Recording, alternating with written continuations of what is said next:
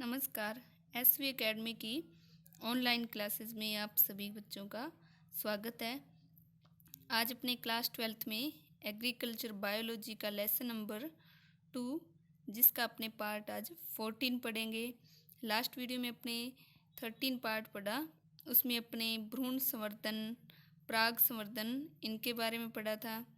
तो आज इस वीडियो में अपने जो कोशिका संवर्धन है, इस कोशिका संवर्धन की विधि के बारे में पढ़ेंगे कि कोशिका संवर्धन द्वारा प्लांट कैसे तैयार किए जाते हैं। तो स्टार्ट करते हैं अपने कोशिका संवर्धन। पादप की कोशिकाओं को पोष पदार्थ पर असंगठित कैलस या निलंबन संवर्धनों के रूप में संवर्धन करना कोशिका संवर्धन कहलाता है। कोशिका संवर्धन विभिन्न प्रकार के पदार्थ जैसे द्वितीयक उपापचयज, एंजाइम उत्पाद, एकल कोशिका प्रोटीन आदि उत्पन्न करने के लिए कोशिका संवर्धन का प्रयोग किया जाता है। इन संवर्धनों को निलंबन संवर्धन भी कहा जाता है। तो कोशिका संवर्धनों के पोष पदार्थों में लगभग हमेशा एक ऑक्सीन साधारणतः 2,4-D मिलाया जाता है और एक साइटोकाइनिन जैसे काइनिटिन या BAP भी मिलाते हैं।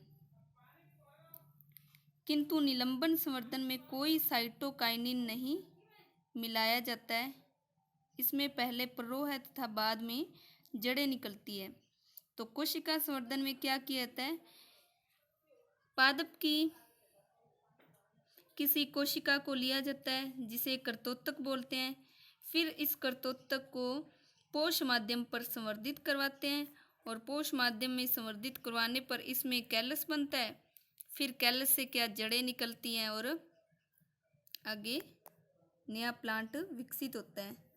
तो इसमें एक्स प्लांट है, उसे कहाँ पर, ये किसी कोशिका का एक्स प्लांट लिया, इसे पोष माध्यम में संवर्धित करवाया। पोष माध्यम में संवर्धन के लिए कुछ पोषक पदार्थ होते हैं।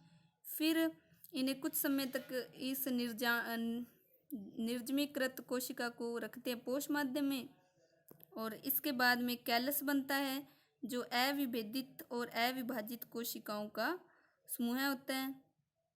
इसके बाद में अविभेदित कोशिकाओं के समूह से भ्रूणाभ का निर्माण होता है और भ्रूणाभ के बाद में क्या, आगे भ्रूण का निर्माण होता है।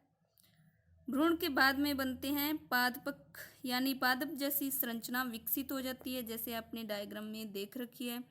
तो पादप जैसी संरचना बनने के बाद में इसे पोषक पदार्थ से निकालकर भूमि में लगा दिया जाता है जिससे पूरा प्लांट तैयार हो जाता है। तो इसे क्या, कोशिका संवर्धन कहते हैं। तो इस कोशिका संवर्धन को एक इस चक्र के रूप में आपने नोटबुक में बनाना है। इस तरह से एक्स प्लांट, फिर पोष माध्यम में कर्तोत्तक और फिर कैलस बनेगा, फिर भ्रूणाभ और फिर भ्रूण का विकास होगा और पादप बनेंगे। फिर इसे भूमि पर लगा दिया जाता है। तो इस तरह से अपने कोशिका संवर्धन विधि प्रयोग में लेते हैं। कोशिका संवर्धन विधि कंप्लीट होने के बाद में अपने फिर जो पादप उत्तक संवर्धन की सभी विधियां, उनकी ये लास्ट पार्ट था कोशिका संवर्धन, इन्हें कंप्लीट किया। अब अपने आज जो लास्ट टॉपिक है, पादप उत्तक संवर्धन का कृषि में क्या महत्व है। तो पादप उत्तक संवर्धन का कृषि में महत्व है, इसके प्रमुख कौन कौन से महत्व उनके बारे में पढ़ेंगे। 1 नंबर है कायिक प्रवर्धन, 2 नंबर है इसमें वायरस मुक्त पौधों की पुनः प्राप्ति करना, 3 नंबर है अगुणित पादप तैयार करना। फिर इसके बाद में है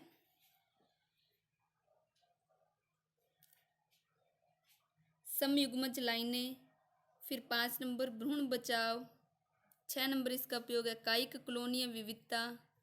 फिर आगे 7 नंबर है साइब्रिड। फिर 8 नंबर है जनन द्रव्य संरक्षण। तो ये सारे पादप प्रजनन के या पादप उत्तक संवर्धन के प्रमुख उपयोग हैं। अब इन्हें अपने पूरा संक्षेप में पढ़ेंगे। तो सबसे पहले अपने शुरुआत करते हैं कायिक प्रवर्धन। तो कायिक प्रवर्धन में जो पादप उत्तक संवर्धन उसका क्या महत्व है, तो इसके बारे में आप नोट करेंगे। पादप उत्तक संवर्धन से कम समय में एक जैसे गुणवत्ता युक्त पौधे प्राप्त किए जा सकते हैं। तो पादप उत्तक संवर्धन में क्या कम समय में एक जैसे गुणवत्ता युक्त पौधे प्राप्त किए जा सकते हैं। और कायिक प्रवर्धन के लिए प्ररोहाग्र या कक्षस्थ शाखा का उपयोग करते हैं। इससे अदरक और हल्दी जैसे उपयोगों में पादपों को बनाने में उपयोग किया गया। तो कायिक प्रवर्धन में क्या पौधे का कोई एक भाग लिया जाता है जिसको पोष माध्यम में संवर्धन करवाया जाता है। इसके बाद में सेकंड है पादप उत्तक संवर्धन का उपयोग वायरस मुक्त पौधों की पुनः प्राप्ति। इसमें प्ररोहाग्र संवर्धन द्वारा क्लोनिया एवं अन्य फसलों के वायरस मुक्त पौधे प्राप्त किए जाते हैं। तो वायरस मुक्त पौधे प्राप्त करने के लिए भी अपने पादप उत्तक संवर्धन विधि का उपयोग करते हैं। फिर इसके बाद में जो पादप उत्तक संवर्धन है या पादप प्रौद्योगिकी, उसमें अगुणित पादप तैयार किए जाते हैं। तो अगुणित पादप कौन से होते हैं? पादप उत्तक संवर्धन में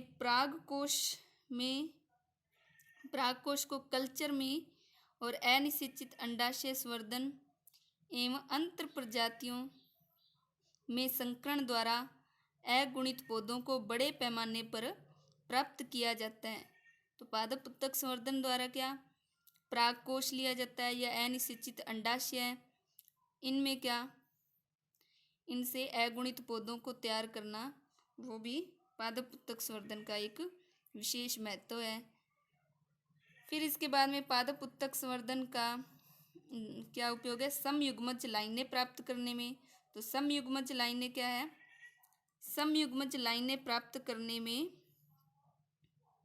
परंपरागत तरीकों से कम 6 वर्ष का समय लगता है, लेकिन कोलचिसीन द्वारा अगुणित पौधों के क्रोमोसोम 2 वर्ष में द्विगुणन करने पर द्विगुणन और अगुणित पौधे प्राप्त हो जाते हैं जो पूरी तरह से समयुग्मज होते हैं। तो पादप जैव प्रौद्योगिकी का या पादप प्रौद्योगिकी से समयुग्मज पौधे प्राप्त कर सकते हैं और कम समय में अपने कोलचिसीन उपचार द्वारा प्राप्त कर सकते हैं। इसके बाद में पादप उत्तक संवर्धन का अगला उपयोग है भ्रूण बचाव। तो भ्रूण है बचाव में क्या होता है कि जब कोई प्लांट विकसित होता है तो उसके बीज होते हैं, या तो उनमें कुछ क्षति हो जाती है, क्षति होने के कारण भ्रूण पूरा विकसित नहीं हो पाता और बीज हैं वह बोने पर अंकुरित नहीं हो सकते। तो इसे बचाने के लिए भी पादप उत्तक संवर्धन विधि का उपयोग किया जाता है। तो पादप उत्तक संवर्धन में भ्रूण बचाव किस प्रकार करते हैं? कई अंतराजातीय संकरणों में भ्रूणपोष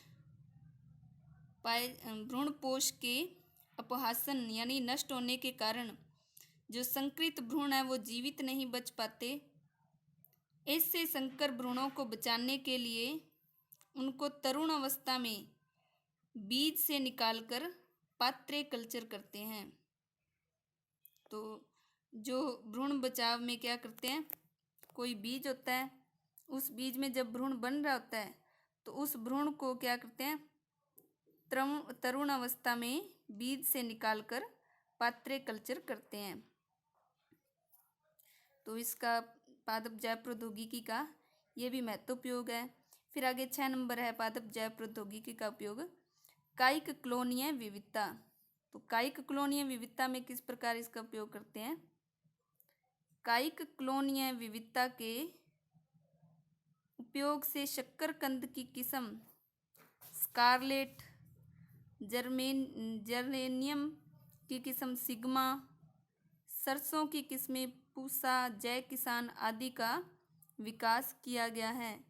तो कायिक कॉलोनियाँ विविधता में कुछ जो अच्छी क्वालिटी की अच्छी किस्मों का भी उपयोग किया गया है। फिर इसके बाद में आगे 7 नंबर है पादप उत्तक संवर्धन का उपयोग साइब्रिड निर्माण में। तो साइब्रिड निर्माण में किस प्रकार से उपयोग किया जाता है? साइब्रिडों का उत्पादन एक प्रजाति के सामान्य प्रोटोप्लास्टों का दूसरी जाति के केंद्रक विहीन प्रोटोप्लास्टों से संलग्न करके करते हैं। इसमें क्या करते हैं, एक कोशिकाली वह तो केंद्रक युक्त होती है और दूसरी कोशिकाली जिसमें क्या केंद्रक नहीं होता। तो प्रोटोप्लास्ट क्या होते हैं, कोशिका भित्ति रहित होते हैं। तो जब एक केंद्रक युक्त और एक केंद्रक विहीन कोशिका होती है, इनका संलयन करवाते हैं, तो जो पुनर्योगज मतलब तकनीक होती है उसके द्वारा नए प्लांट विकसित करते हैं। इनके उपयोग से कौन कौन से विकसित किए गए पादप है? तंबाकू, पत्ता गोभी, धान, आलू, पिटूनिया आदि में कोशिका द्रव्य नरबंध्यता एवं ट्राइएजिन रोधिता जैसे लक्षणों का स्थानांतरण किया गया है। तो ये पादप जैव प्रौद्योगिकी का 7 नंबर उपयोग है। इसके बाद में है 8 नंबर जनन द्रव्य संरक्षण। तो जनन द्रव्य संरक्षण में पादप जैव प्रौद्योगिकी का क्या महत्व है?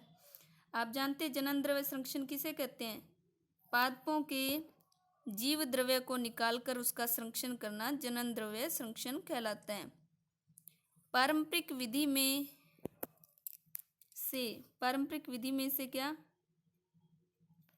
जनन द्रव्य का संरक्षण बीजों के रूप में करते हैं। पारंपरिक विधि में किस प्रकार से जनन द्रव्य संरक्षण करते हैं? बीजों में के रूप में करते हैं। कई प्रजातियां ऐसी भी होती हैं जो अलैंगिक जनन ही करती हैं, जिनमें लैंगिक नहीं होता लैंगिक जनन। तो उस कारण उन बीजों के जनन द्रव्य संरक्षण के लिए विशेष विधियां विकसित की गई। तो उनमें है अथवा उनके बीज अल्प आयु वाले तथा बहुत कम अंकुरण क्षमता वाले होते हैं। तो ऐसे बीजों को संरक्षित करने के लिए पादप उत्तक जैव प्रौद्योगिकी का उपयोग किया गया। और इनके जनन द्रव्यों का संरक्षण कैसे करते हैं? हिमीकृत संरक्षण, यानी इन्हें जमाव करके मंद वृद्धि कल्चर पर इनका संरक्षण किया जा सकता है। शुष्क कायिक भ्रूण प्राप्त करके भ्रूण द्वारा, कृत्रिम बीज द्वारा एवं डीएनए क्लोन के रूप में किया जाता है। तो इस तरह से जनन द्रव्य संरक्षण का अपने उपयोग कर सकते हैं। तो ये पादप जैव प्रौद्योगिकी के प्रमुख उपयोग थे, जिसमें कौन कौन से अपने पढ़े हैं। सबसे पहले आज अपने क्या पढ़ा? इसमें कोशिका संवर्धन विधि के बारे में पढ़ा। कोशिका संवर्धन विधि को किस प्रकार से किया जाता है। फिर उसके बाद में अपने पादप जैव प्रौद्योगिकी है, उसके कौन कौन से उपयोग हैं, क्या कृषि में महत्व है, उनके बारे में पढ़ा। तो कौन कौन से महत्व थे? कायिक प्रवर्धन, वायरस मुक्त पौधों की पुनः प्राप्ति, अगुणित पादप, समयुग्मज लाइनें, भ्रूण बचाव, कायिक कॉलोनियाँ विविधता, साइब्रिड, जनन द्रव्य संरक्षण। इन सभी में क्या पादप उत्तक संवर्धन का उपयोग किया जाता है। तो आज अपने इस वीडियो में ये लेसन 2 नंबर कंप्लीट हुआ। तो नेक्स्ट वीडियो में अपने नया लेसन स्टार्ट करेंगे। तो आज आपको जितना पढ़ाया गया है इसे आपने नोटबुक में नोट्स के रूप में तैयार करना है और एक बार रिवाइज करना है। तो नेक्स्ट वीडियो में अपने नया लेसन स्टार्ट करेंगे। Thank you.